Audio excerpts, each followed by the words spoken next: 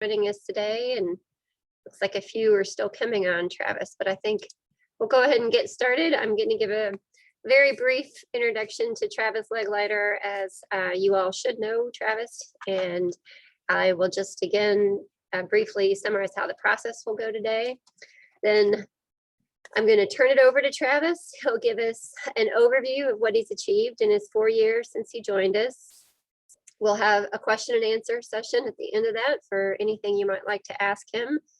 And then I'll ask for Travis and all the anybody who's not PSS faculty to go ahead and leave the space.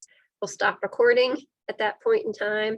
And then Andy Bailey is going to lead the discussion of Travis's materials for us.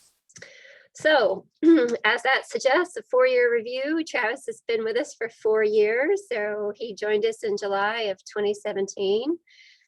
Travis originates from Missouri and did his undergraduate degree in a Bachelor of Science in Plant Science with an emphasis in crop management from the University of Missouri.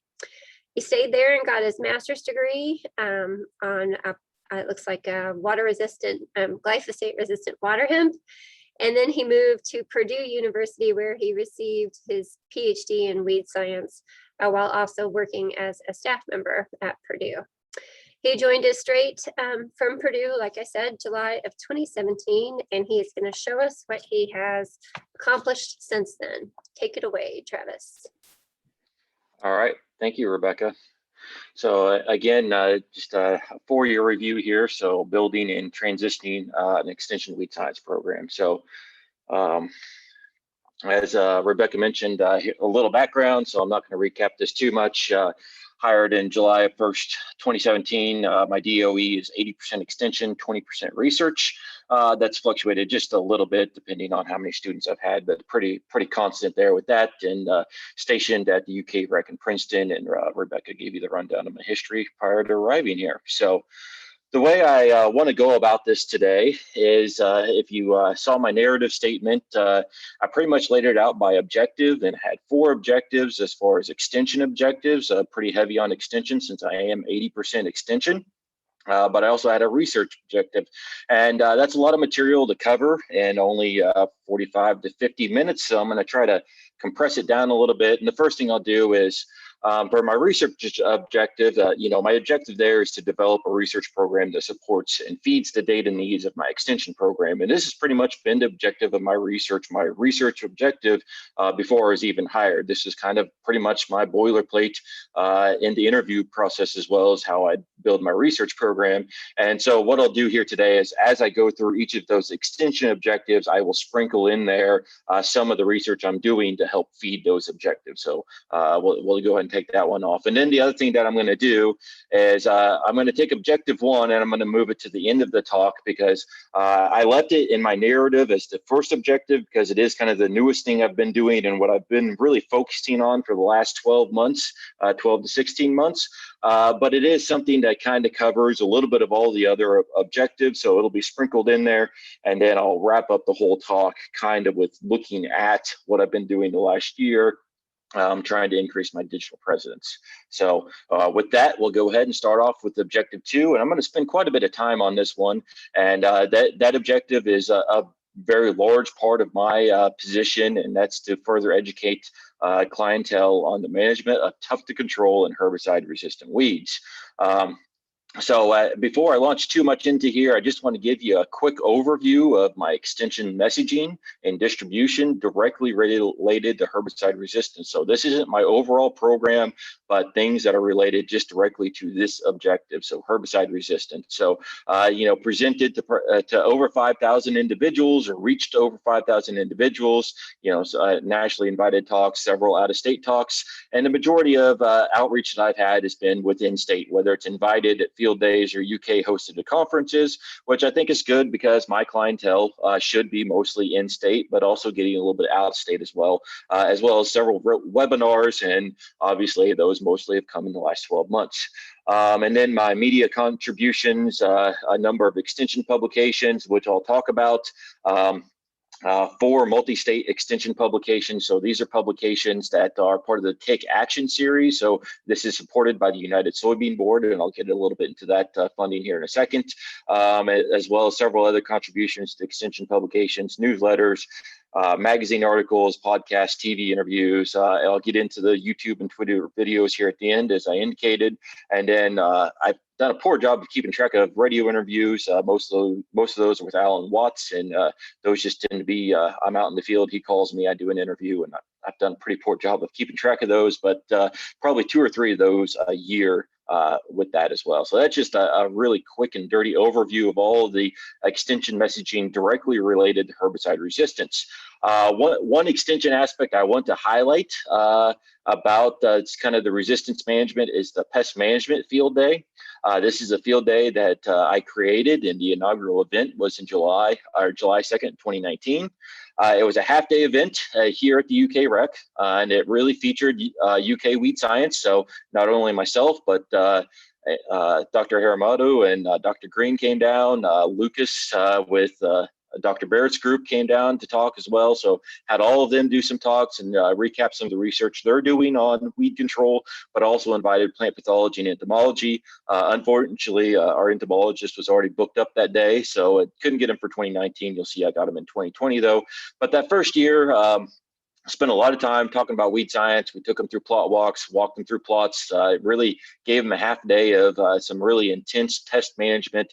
And what I really wanted to make this event different was it's solely focused on pest management, okay? Just really laser focused on pest management. So a half day of that. We got 35 attendees in 2019, which I thought was pretty good for a first year of an event. We did a survey at the end, and lots of different questions in these surveys, but 2 questions I always make sure to put in there is I ask them how many acres they impact. So basically, how many, if they're a crop consultant, how many acres do you consult, or if they're a farmer, how many acres do you farm? And then we ask them, give us a value, what was this information worth to you today on a per acre basis? So we offer them, was it worth nothing? Was it worth $0 per acre all the way up to $20 per acre, or $20+ per acre, which is pretty rare that somebody selects that. But farmers think in dollars per acre, so we give them that option, and then we just do the math of how many acres they influence times $1 per acre, and we figured we have about a $1.4 million impact on this one single field day. So that's the way we come up with that number. So we felt pretty good about that first year. I was really excited about 2020, and you guys all know what happened in 2020. We weren't able to have a field day. We pushed the date back and had a virtual event on August 20th, another half-day event, again featured a lot of the same speakers from weed science, plant pathology, and then we were able to get Raul from entomology on, and again, just really focused in on pest management within field crops. Okay, we had 87 people show up, so very good attendance. Our impact was about $455,000.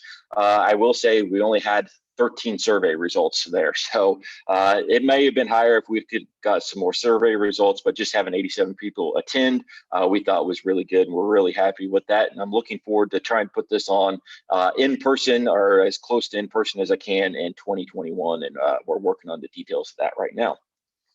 So an overview of funding of resistance management, funding for resistance management research. Extension-wise, again, the Take Action project I mentioned, we've got some funding for 4 years from the United Soybean Board on that.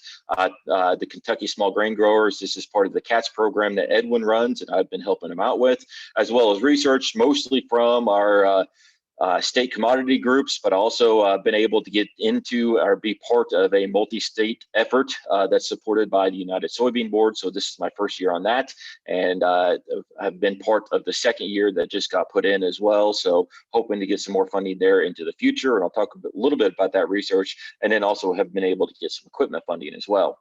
So just to highlight, why are herbicide resistant weeds such a big part of my program, and it's that they're a big part of weed control. Okay, so we have water hemp and Palmer amaranth with multiple resistance events, Italian ryegrass, also known as annual ryegrass, lots of resistance events occurring in those, mare's tail or horseweed, and then Johnson grass. The resistance events in Johnson grass don't really flare up too often, but it's still a very troublesome weed. And so these are the weeds I really focus in on with my programming.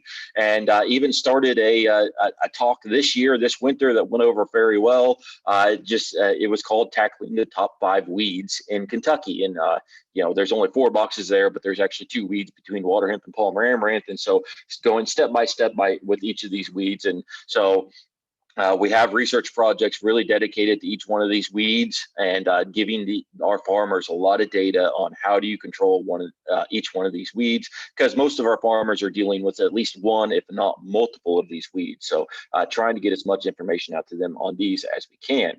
So just to focus in on a few of these weeds that I've been trying to tackle or trying to get some research on. Water hemp and Palmer have probably taken up most of my time. Water hemp and Palmer are our primary problem for soybean growers.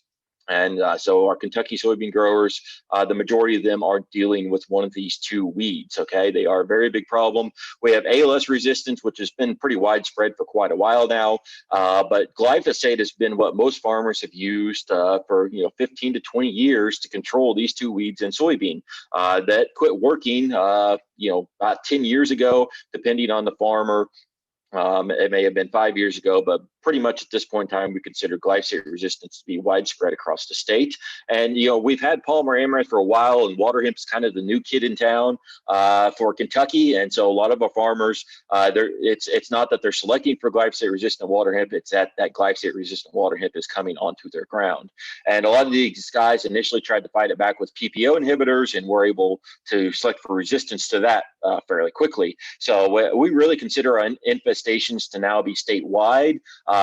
Especially with glyphosate resistance. The PPO resistance is not quite as widespread, but we certainly have it in pockets of the state. But again, very problematic weeds for our soybean farmers. At the same time, what's been happening really since I arrived is these farmers have been overwhelmed with new options for soybeans. So you have, so I arrived in 2016 or 2017. I apologize, I've only been here since 2017. But in 2016, the Roundup 2 Xtend soybeans, these are dicamba beans, were introduced. But there's nothing to spray on them till 2017. So really, we should move this over to 2017. And we all know what happened in 2017, or if you don't, we'll get to it here in a little bit. But shortly after those, you had the Enlist beans. These would be what are generically referred to as 2,4-D beans. You have some GT27 and LLGT27 soybeans, which have HPPD resistance in them. So HPPD inhibitors are traditionally used in corn, but with these soybeans, you can use them in front of the soybeans, very effective against Palmer and water hemp. And then now we have the Roundup Ready to Extend Flex soybeans, which are dicamba beans with glufosinate tolerance. So not only are farmers dealing with a lot of different weeds and troublesome weeds, now they're faced with, well, I've got all these different options in soybeans, which one do I use? And so that's been part of our messaging, is trying to help these guys understand what all these different systems are and what's the pluses and the minuses of each one of them. One thing we wanted to focus in on really early here, as you saw, the Roundup Ready to Extend Flex soybeans are the newest soybean system out there. They were just approved for 2021. And actually, we've been told they're pretty limited this year for this year's growing season, but they are available. We were able to get some money from the Kentucky Soybean Board to do some research for 2 years. So we ended up getting 5 site years. JD Green helped me out with these. We got 5 site years of research in on these, and a couple of years ahead of their release. So we were able to actually get some data with these before their release. So we're able to help farmers understand how to use these. And so our target with these was just to understand what's the best way to use these soybeans. So again, the difference between an Xtend Flex soybean and just a regular Xtend bean is the Xtend beans are only tolerant to dicamba, whereas Xtend Flex is tolerant to dicamba and glufosinate. So 2 different post-emergence herbicides that can control water hemp and Palmer. So when we took this on, we said, okay, we want to kind of look at, is it better to use the dicamba first or the glufosinate, or is it or vice versa? Should we put them in combination? What's the sequence we should use? And looking at all these different variations in these post programs. And what we found out was, and I'm not showing you this data because it's not very interesting, but what we found out was it didn't really matter. As long as we use one of those 2 options in our post-emergence program, we could get pretty good control of water hemp and Palmer. But what we found was it really mattered which residual herbicide they use. That's what really had an influence on our water hemp or our Palmer density or our control late in the season. And so we were looking at products like, I'm giving you trade name products here, but Intimidator is a product that has three effective sites of action. So these are site of action group numbers. So it has 3 effective sites of action, compared it to a product that had 2 effective sites of action, compared to a product that only has 1 site of action. And so what we saw, we did this in 2018 and 2019 with these programs. And basically at the end of the day, what we saw is it's better, first of all, to have any residual is better than no residual. And the best thing you can have is have at least 2 effective sites of action, if not 3 effective sites of action. And we kind of already had an idea that this was true, but this research with 5 site years of data really backed that up and helped us out with that. And again, what we really were after was how is the best way to use these soybeans and for the post-emergence options. And what we found is just as long as you're using those options, what really matters is that you have a residual package in there. That's what really matters, is that you're using a residual in front of them, is what we ended up finding out. So going beyond that, or thinking about that a little bit further, we said, okay, the beautiful thing about that is we can apply that to any of these soybean systems. It's not just exclusive to Extend Flex soybeans, but any of these soybean systems. We can now tell farmers that you have to have these residual herbicides with multiple sites of action. But even within that, we said, okay, should we put it all in up front? Should we split it out, put part of it up front and part of it in our lay-by or part of our post application? How should we go about that to really maximize end of season water hemp control is what we were after. So we were able again to get some funding from the soybean board, did 2 sites in 2020. I should have mentioned on the other one, we presented at several weed science meetings. I presented this data at our 2020 North Central Weed Science Society meeting in December of this past year. But what we found with this is what we were looking at, and this research project included a lot more than just these 4 programs. It included a lot of different programs within each one of these, but we broke it down by program. And so what this is multiple site of action residual followed by a lay-by residual, putting all of our residual with multiple sites of action on up front, splitting that apart, just putting on one side of action at planting and another one in post, and then going kind of the cheap route, or what most farmers want to do, and just going out there with a cheap residual that only has 1 effective site of action, which again is better than nothing, but we really like them to have more than that. And this data really backed that up, especially at Caldwell County. This is water hemp density at the end of the season at harvest, and you can see anytime we put in more than 1 site of action in our residual did better than just having that single site of action. And the thing to really point out here is these all had full post programs with them as well. So it wasn't like we just did a pre and nothing else. These were full programs, and we're really fleshing out that the fact is these farmers really need to focus in on their residual herbicides and their residual herbicide packages, and using robust residuals with multiple sites of action. And we did some seed production. So this has been water hemp seed production at the end of the season, and that really showed itself as well. So really good data here to take to our farmers and to tell them basically you have to have a residual herbicide. This is a slide that I pulled directly from my talks. I have the slide at the end of almost every single one of my talks when I talk about water hemp and Palmer. The last couple of years I've been doing talks where I talk about each and every soybean system and the pros and the cons of each, and then I end with this. And I just say, look, it doesn't matter to me which system you go with. Pick the one that fits your surroundings, that fits your environment.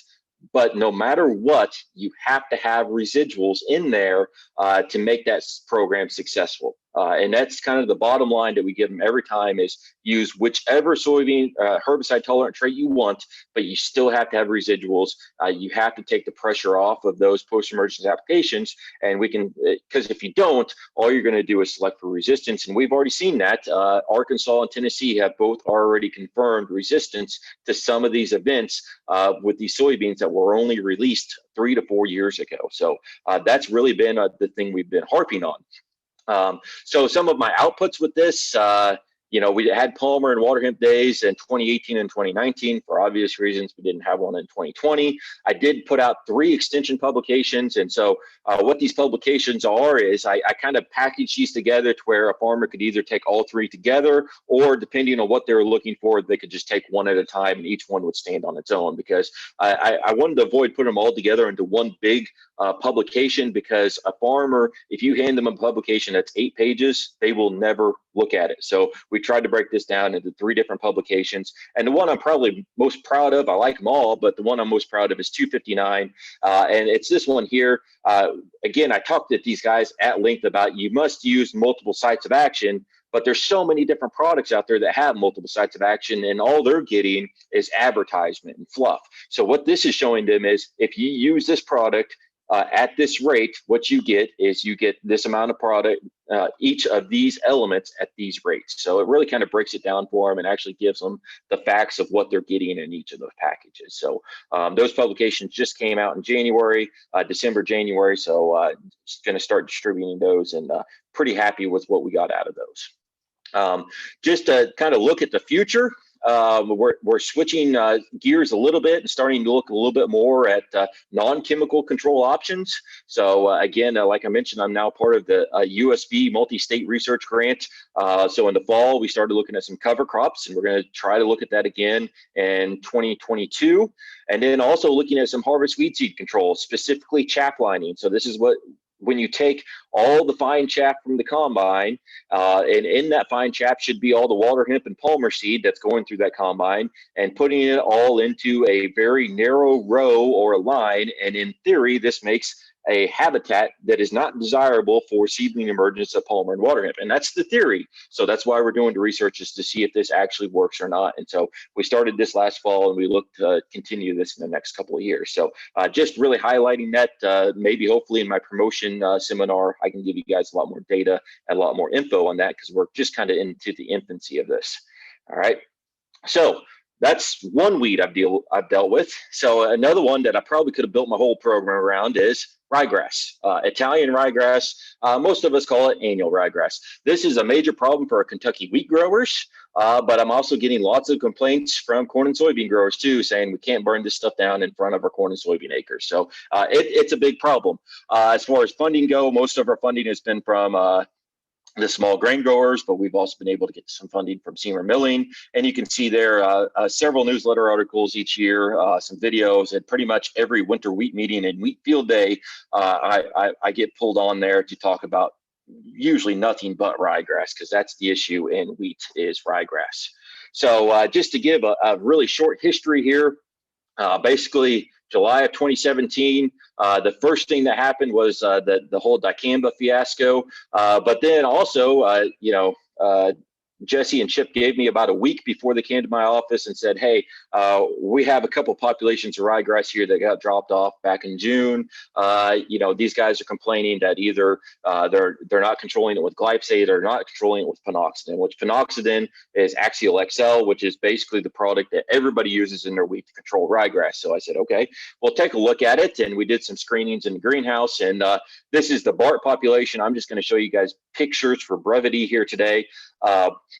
But basically, here's a 1x rate of glyphosate here, and you can see going up the higher rates, this population, the BART population, was surviving even up to an 8x rate, whereas the susceptible population we were killing. So put this on a dose response curve, and we were able to prove that this is glyphosate resistant.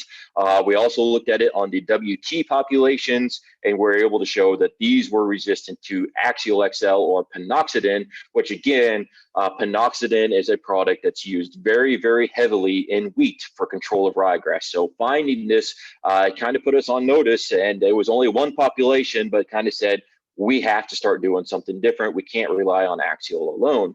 And so one of the things that I've been looking at or doing quite a bit of research on, doing at least one, if not 2 trials a year. Some years I've had 3 or 4 trials looking at pyroxasulfone-based products. So these are products that you put on at wheat planting or shortly after wheat planting, and they're going to act as a residual to suppress ryegrass emergence. And so we have about 6 or 7 site years or sites of data here now for this, and I put this all together for I think our past winter wheat meeting, really looking at a combination of all of those, all the different timings you can put those on, and all the different combinations of those you can put on. And what we found is any of them, it doesn't matter which one you use, as long as you're using a pyroxasulfone based product and putting it on timely and getting a good activating rainfall, we can really suppress our ryegrass density in the spring as compared to basically doing nothing when you would be putting on that axial product, right? So this is a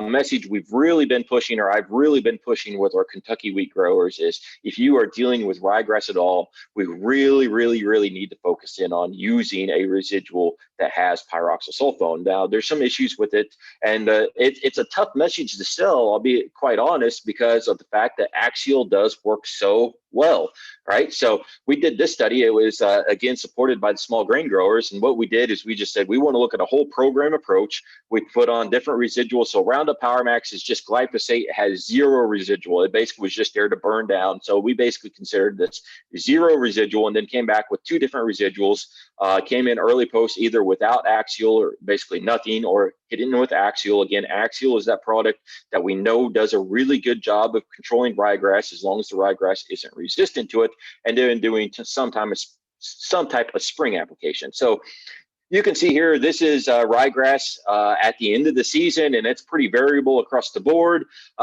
We had put this into a factorial, so we had 3 factors here. Very fortunately, we didn't have any 3-way interaction or 2-way interaction, so I was able to look at each factor individually.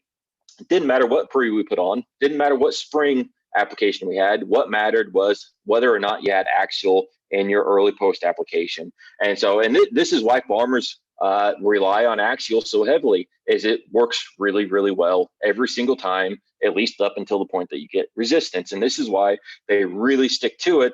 And you know, the pre's don't always stick out as really helping them out, even though we know from a resistance management standpoint it is. So that's kind of the message we really have to sell to these guys. But at this, we have a pretty good feeling that there's quite a bit of axial resistance out there, or pinoxidin resistance, but just having a feeling isn't good enough, right? We have to actually know what's out there. So this is part of Amber Herman's project. She's my current graduate student.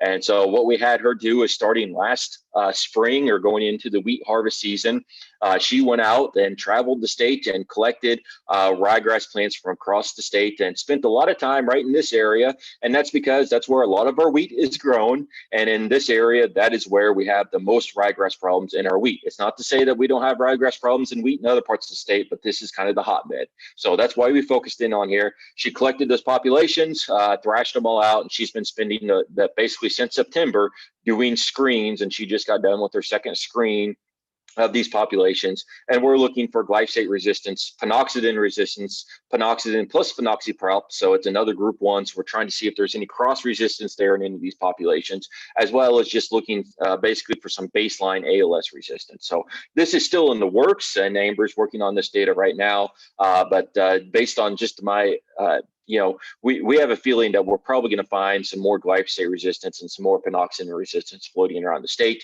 And we need this data to kind of continue to back up our message that, you know, to our farmers, we really have to focus on doing more than just pinoxidin.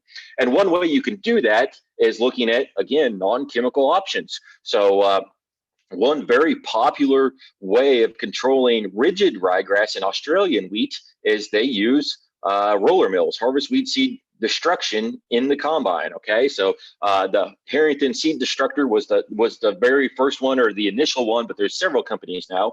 And basically what this is it's a roller mill that's attached to the chaff deck of the combine.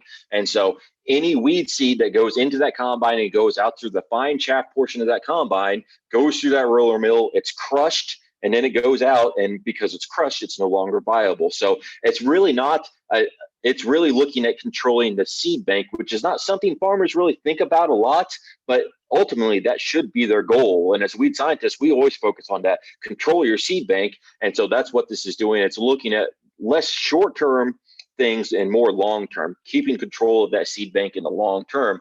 But the key for these systems to work is your weed you're going after has to retain, you know, put on seed at the same time as your crop, and it needs to retain that seed, and you have to get that seed into the combine and into the chaff and through that roller mill. That's all the key to this, because if you can't do that, that roller mill is pretty much useless, right? So this is one thing I wanted Amber to look at. And again, this is part of Amber's project. This is only from 2 sites. She just wrapped up, but this takes a lot of time. They do a lot of sorting through material with this. She just wrapped up her other 3 sites from last season and is getting ramped up to start doing this again this season. But basically what we did is we looked at right before wheat harvest at several different sites, how much ryegrass seed was still retained on the head and how much was on the ground. And so with both of these at 2 sites, you can see the majority of it was still contained on the seed heads. That's a positive. That tells us the ryegrass is retaining its seed and having that seed basically ready to go into the combine at wheat harvest, okay? But the other thing we needed to know is that seed getting into the combine and getting to where it would actually be going through a roller mill? So we looked at this here at the UK Rec using the UK Rec's farm combine, and we looked at how much seed shattered at the head. So if it's shattering at the head, it's not making it into the combine. How much went out the back end of the combine with the chaff? So we assumed that's going to be something that would go through that roller mill and be crushed, and how much is going into the grain tank. And what we found here is the majority of it's either going into chaff collection or the grain tank. And the beauty of this is if you adjust your combine right, you can get that ryegrass seed moved from the grain tank to that chaff, and we know that we're going to be then destroying the bulk of that material, although we do still have a little bit of shatter at the head, so it's telling us it's not 100% effective, but it's another tool. And this would be technology that we would use in addition to our herbicide program. So it's helping us out. It's not a standalone product, much like our herbicide shouldn't be standalone either. It should be used in an overall program approach. Okay, so we're going to continue to look at this. I'm currently in the process of purchasing a Redencop seed control unit to put on a farmer's combine. I think, unfortunately, we're probably not going to have that in time for our this year's wheat harvest, but looking into the future, actually looking at one of these units and looking at the long-term influence of these on the ryegrass seed bank. Okay, so that is all of our herbicide resistant stuff, and I spent basically half my talk talking about all the things I'm doing with herbicide resistant weeds, and didn't even cover 2 of the weeds I had listed there. But it is a large portion of what I've been doing the last 4 years. But I want to hit on a couple of other things that have been part of my program, or a unique part of my program. And one of those is understanding the significance of herbicide application technology. Okay, so with all these new soybean technologies coming out, farmers are now faced with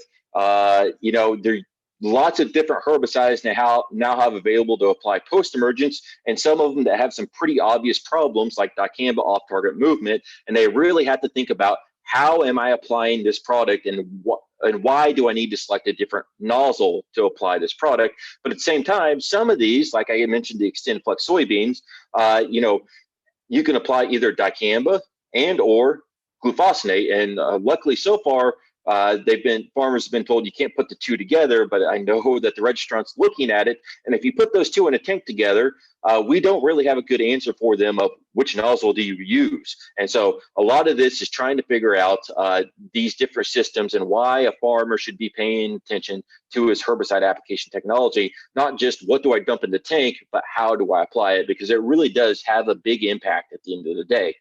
So again, just to give you an overview of my extension messaging and funding, just focus towards this objective only. This is not my overall program, but just this objective only.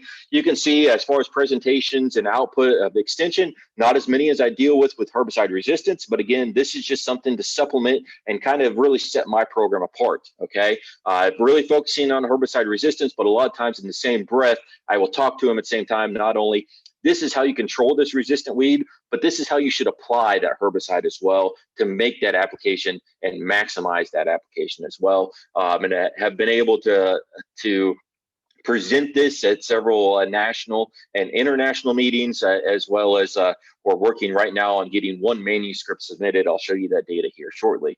But as far as our extension messaging goes, one of the ways we've been trying to do this, our application technology messaging, is through the spray clinic. So I started this in 2018 and continued it in 2019. It's part of CATS, the Kentucky Agriculture Training School, that's based here at the UK Rec.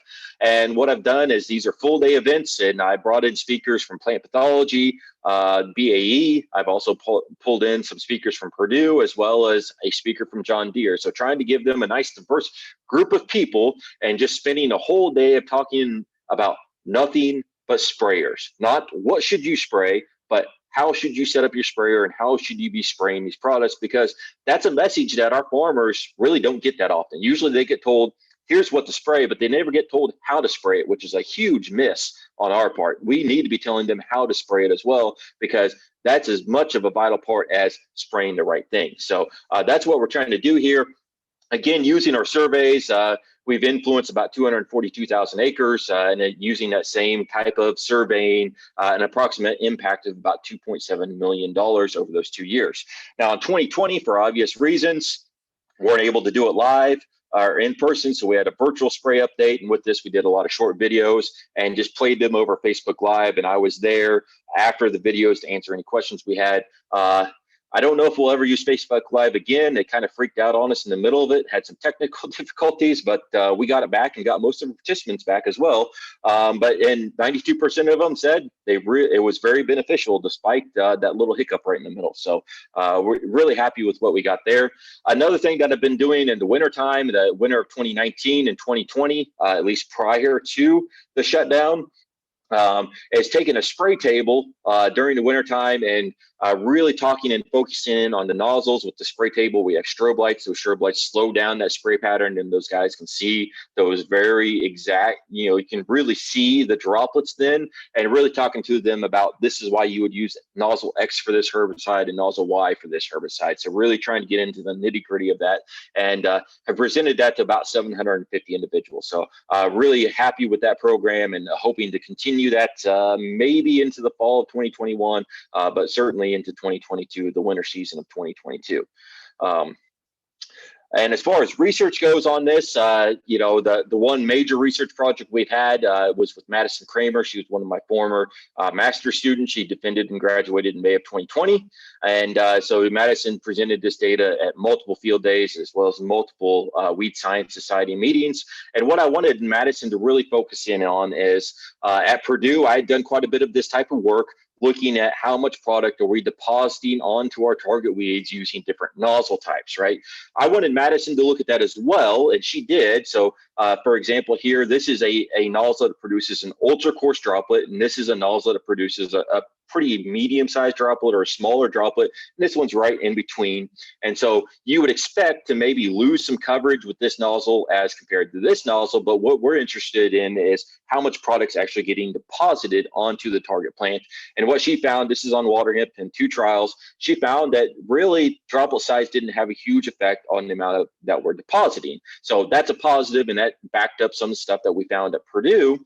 But the other thing, the one thing that I wanted her to look at that was more unique was, does it matter how many weeds are there or the density of weeds that we're spraying? And so she looked at different densities. And again, as far as what's being deposited, didn't see a lot of differences there, which can be a little discouraging.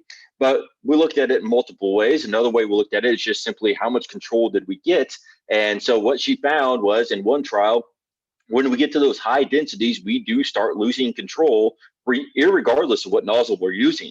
But also in the second trial, she did get an interaction, and using that ultra coarse droplet nozzle at a high density, we lost control, which makes sense. That's what we hypothesized, and that makes sense. And it kind of comes back around because she's looking at this in at making these as post-emergence applications into soybean, and it really kind of brings the whole message back around when I presented these guys on nozzle application in this specific data, and I say, look, you still need to have a residual. So if you put down a residual at planting, you won't get yourself into the scenario where you have these high densities at that post application, and you can be confident in using those large droplet nozzles with your dicamba, and they will work. And so that's kind of the overall message I use with this data of not only use the right nozzle to keep you on target, but also use a residual to make sure that nozzle works the best it will for you. So again, Madison is working on this manuscript, currently under revisions, and we hope to have this resubmitted here within a couple of months, okay? So moving on from that, that's just really quick. I also, another objective that I had, and it wasn't necessarily an objective that I had when I first started, or even before I started, but it very quickly became an objective, kind of forcefully. Okay, so that's responding to dicamba injury. So again, I started in July 1 of 2017, and 2017 was the first year for dicamba beans and dicamba formulations that were allowed to be sprayed on this bean. So pretty much on my arrival, we had widespread injury to soybean and tobacco in Kentucky. So I'm not going to spend a lot of time on this because in my 2-year review, I spent probably half the time talking about this. So I'm not going to do that today. But what, I responded to over 1,000 inquiries about dicamba injury in the past 4 years, observed over 7,000 acres of injury. This is not samples being sent to me, but actually going to the physical fields and walking these fields and looking at these fields. So a lot of time spent in the field looking at dicamba injury and attending numerous conferences, EPA conference calls, KDA conference calls, and conference calls with registrants as well.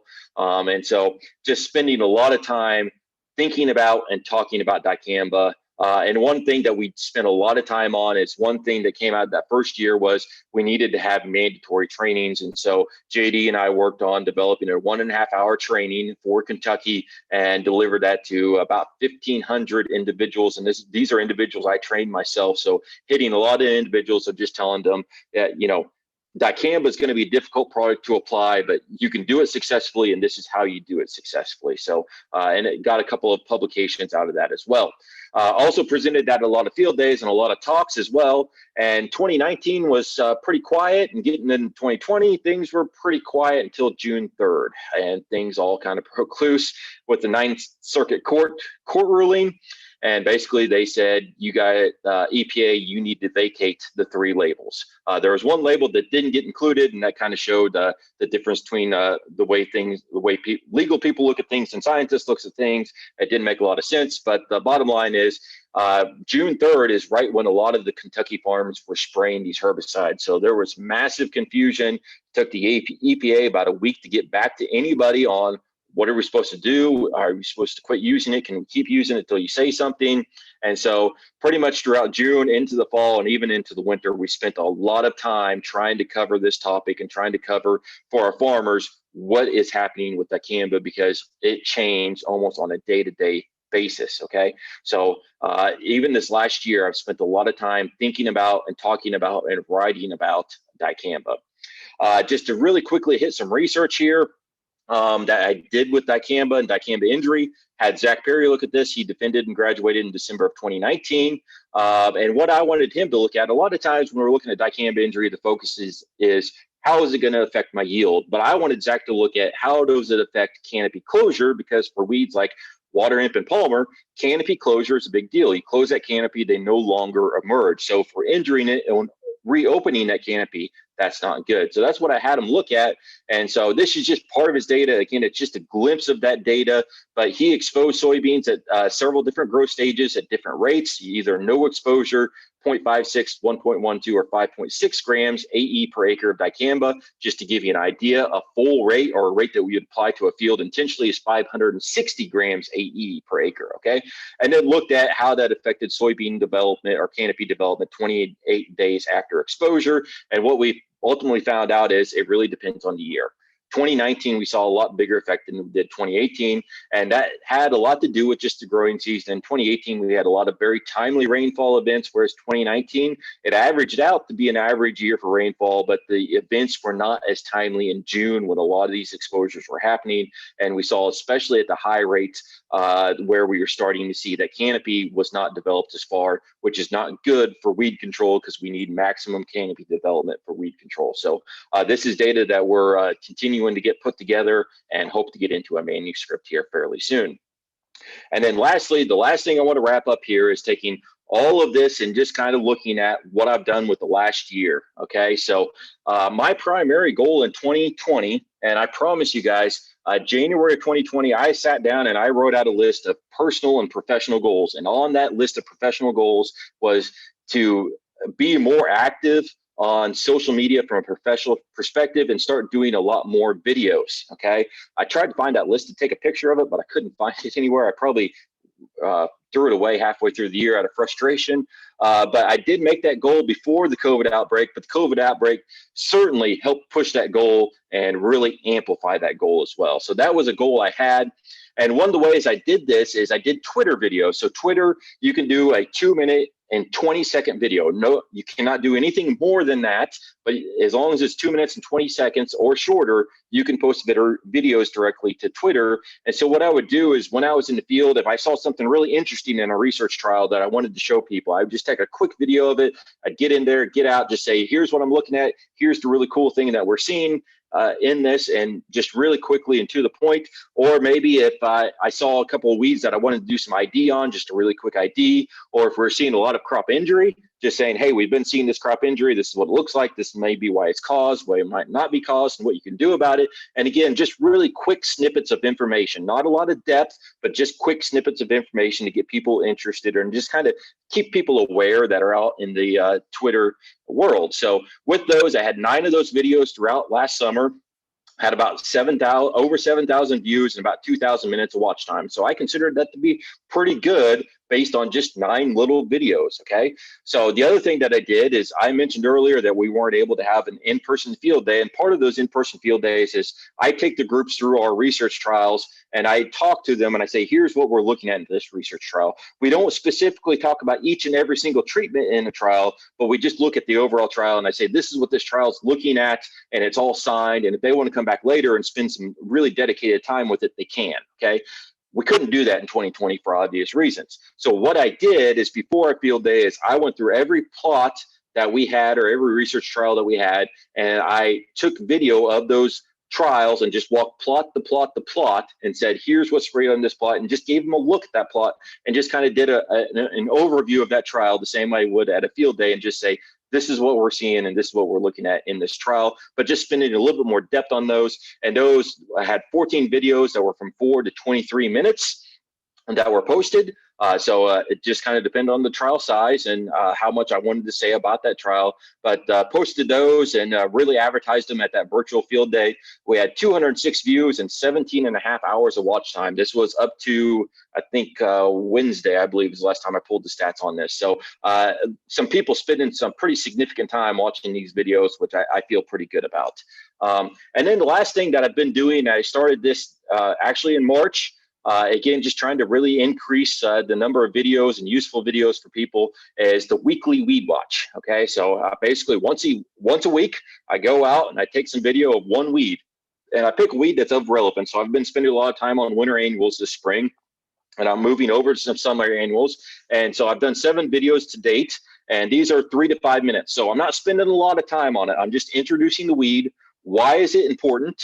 And maybe a little bit about its life cycle or identification, and then just one really key point to controlling it, not an overview, not this is how you control it, not the whole textbook of how you control it, but here's one key element of how you control this weed. So it's just a snippet, and then they can go in and dig it a little bit further if they want to, but just really quick 3 to 5 minute videos. 7 of these, we've had 223 views so far and 8 hours of watch time. Again, I consider that to be pretty good considering these are only 3 to 5 minute videos. So we're going to continue this. I hope to do this through June. You know, doing it every week is going to get a little bit difficult, and I'm going to run out of weeds, but I'm hoping to do it through June and really keep building my audience on this one. So those are posted to YouTube and on my YouTube channel, which is UK Weed Science. Weed Science is all one word if you want to go check them out.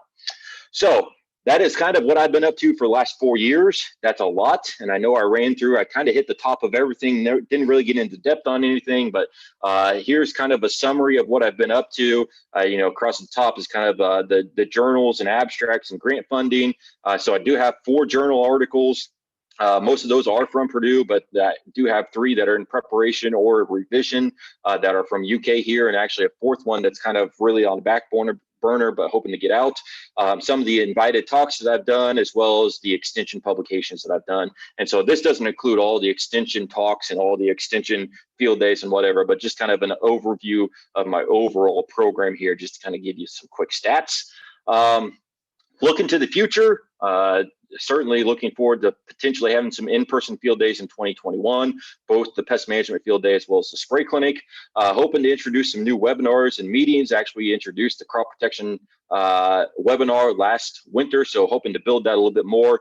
And I was able to take on the role as kind of the lead for the agronomic crops group for the IPM grant. So depending on what we get back or what we're awarded on the IPM grant, we're hoping to support these programs. A couple of extension publications I have goals of getting out within the next year or two, as well as one to develop a micro app.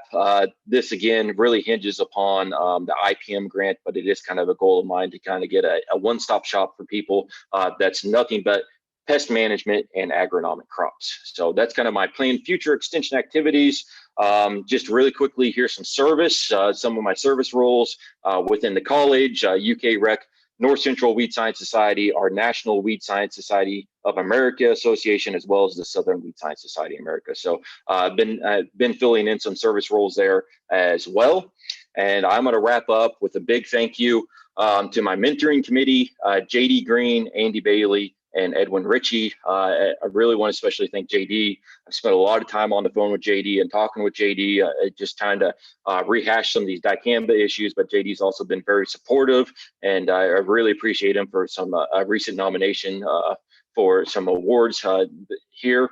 I also want to thank my staff members, Jesse Gray and Sean Wood. They run the field research program here in Princeton, and I couldn't do even a tenth of what I do without the two of them. They work day in and day out to help out my program, and I really appreciate everything they do. Sarah Carter, she runs most of you on campus know Sarah. She runs the weed science screening program in Lexington, and she does it with very little supervision from me, and I really do appreciate that from Sarah, and I appreciate everything Sarah does at the Lexington location. My graduate students, Zach Perry, Madison Kramer, and my current student, Amber Herman, who is an extremely hard worker, getting a lot of great data from her. Our undergraduate workers, Caitlin Young, Mackenzie Smiley, and Kayla Shelton. And then lastly, I know there's not any A&R agents on here today, but I just want to say without our Kentucky A&R extension agents, I couldn't do nearly what I do. They are the boots, the eyes and ears on the ground. They are the reason I kind of halfway know what's going on out there. And I really want to show some appreciation to those guys. They are what make extension specialists successful the way we are. So I appreciate them and everybody else. So thank you, and I will take any questions. Excellent. Thank you very much, Travis, for the talk. We appreciate it. We have time for questions. If there are any, does anyone from the crowd have a question? You could put them in the chat box or just unmute and say something.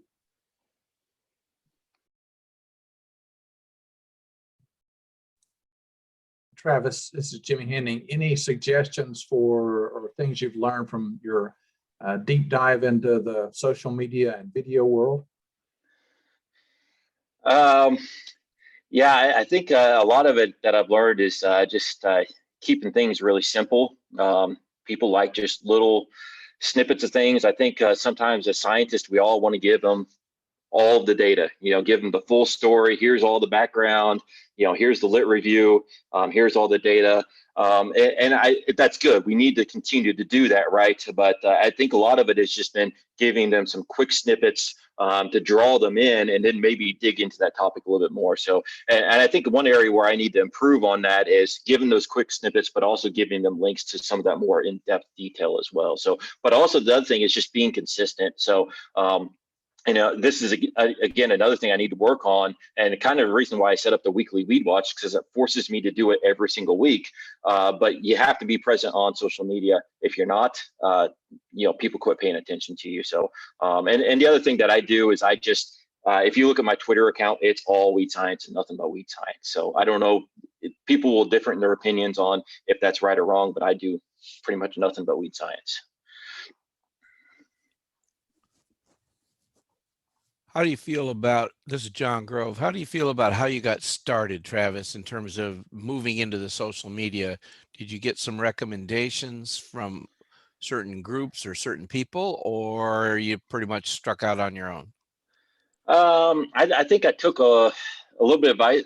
I don't know if there's anybody in particular that I looked at, but I know there's been some conferences where people have talked about social media and kind of the do's and don'ts of it. I kind of took a little bit of that, but a lot of it just kind of exploring it myself, and that's kind of the big part of it, is just kind of diving in and trying to, just kind of put yourself out there and just kind of figure it out. So. And figuring out what people like, and and you're not going to hit a home run every single time. I guess that's the big thing that I've taken away from this, is you can put some things out there and it kind of flops, but you just got to keep pushing forward and putting stuff out there. Thanks. For your weekly weed watch, Travis, do you try to pick things when they're pretty and flowering, or is it just the agronomic fields? Do you do weeds in pastures too, or have you got a hit list of what you try to capture? Like or is it just what you see that week? It's what you go out and showcase, sort of. What's your approach? So I have a sticky note on my computer, the sticky notes you can put on the desktop of your computer.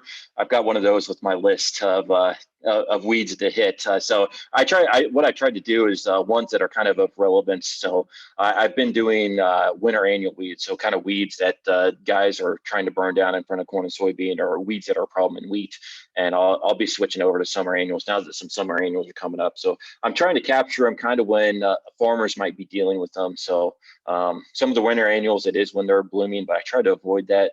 As a weed scientist, we don't like to show people blooming weeds because we don't like them to be pretty, but also at the same time, that's a bad time to be controlling them. So, but that's kind of been my mentality so far. But as I get into this, I'm probably going to have to go outside of agronomic crops, obviously, because I'm going to run out pretty quickly. But that's also why I'm going to keep it pretty short-lived till about June, and try to start it back up next year as well. So, okay, so no artistry and total utility. That's Travis's mantra there. Yeah, for the most part, yes.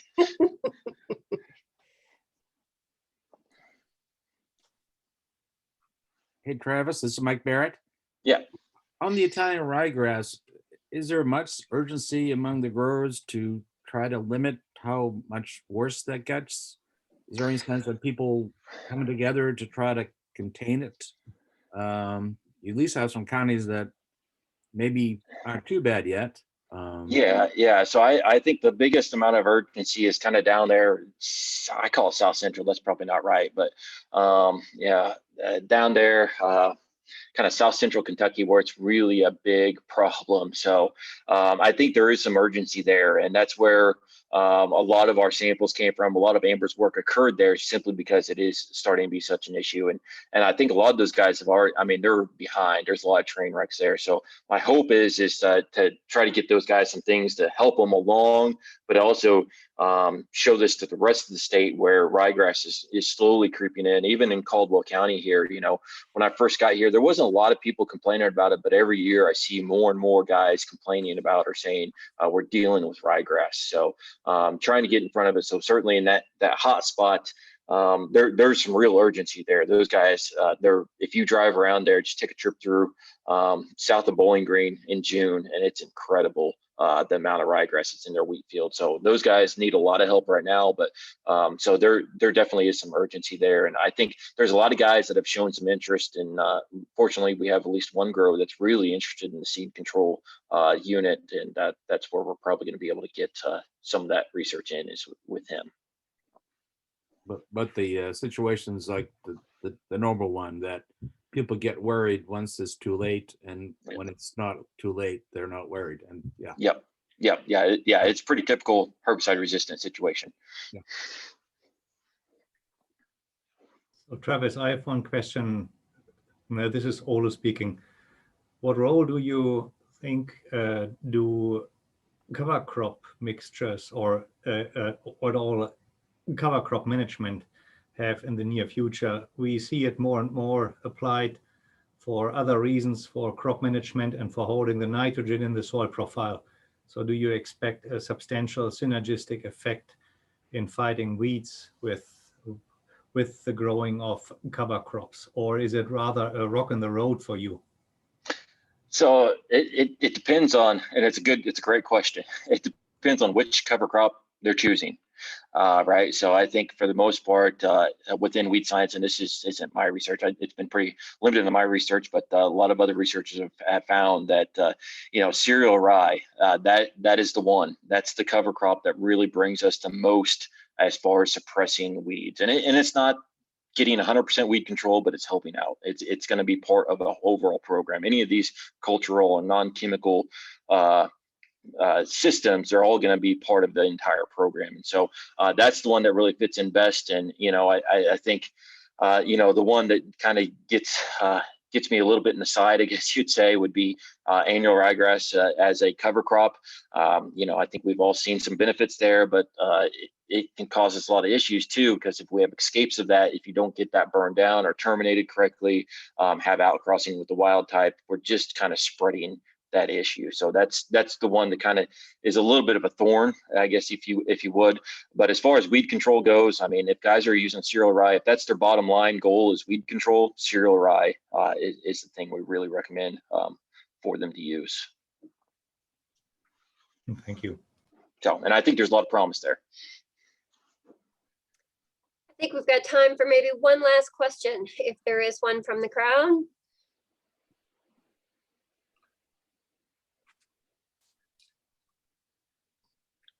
Rebecca? Yeah.